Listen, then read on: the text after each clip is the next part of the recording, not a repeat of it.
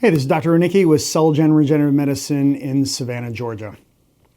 So people very often will ask me about what kind of research there is to support stem cell therapy. The truth is that there's one particular research study that is the most important of all of them if you're considering regenerative medicine. Whatever your provider is, whatever their supplier of the stem cells is, the study that you want to get a copy of, or that you want to at least ask about, is the study on flow cytometry. What the heck does that mean?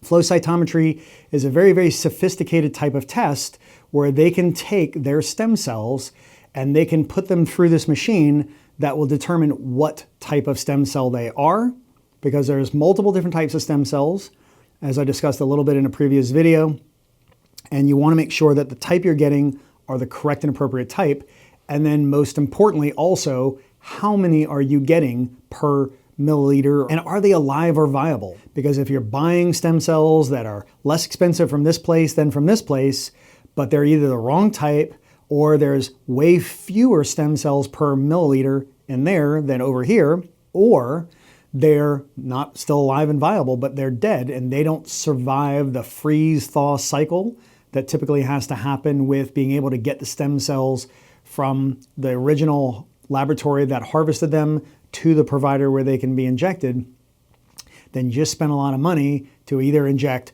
the wrong stem cells, very few stem cells, or dead stem cells.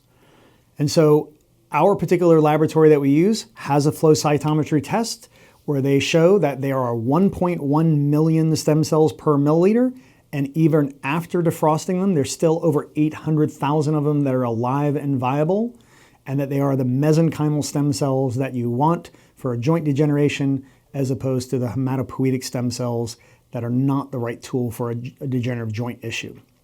So of all of the research questions that you could ask about, that's the most critical in my opinion.